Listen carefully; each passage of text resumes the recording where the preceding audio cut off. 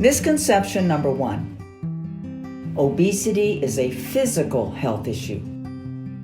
Obesity became epidemic and presented many secondary physical problems and health issues, including diabetes, heart disease, abnormal cholesterol and triglyceride levels, joint issues, gallbladder and liver diseases, breathing disorders, and even cancer.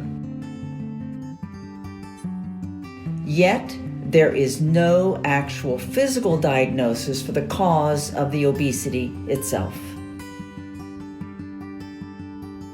A person is not born with it. It is not a contracted disease. It's not genetic in a physical sense. There are a multitude of approaches to treating obesity, all of which focus on the physical aspect of the epidemic.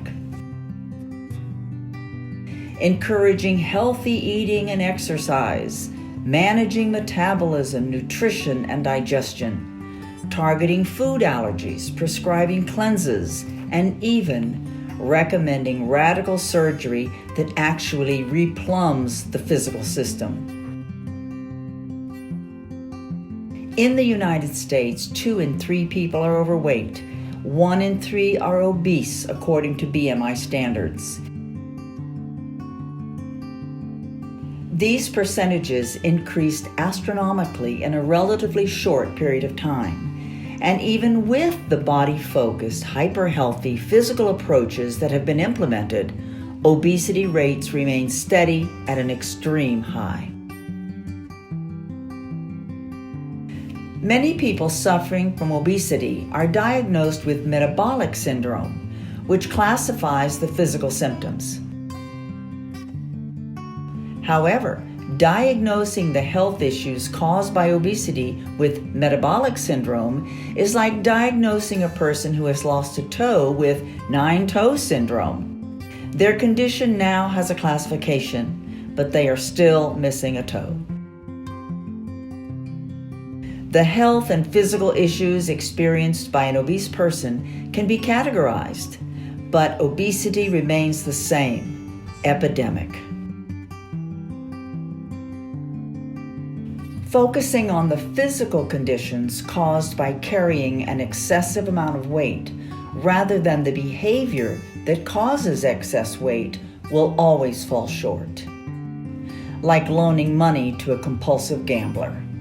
Unless the cause of the obesity itself, compulsive eating, is treated, the destructive cycle will continue. So what is the definition of compulsive?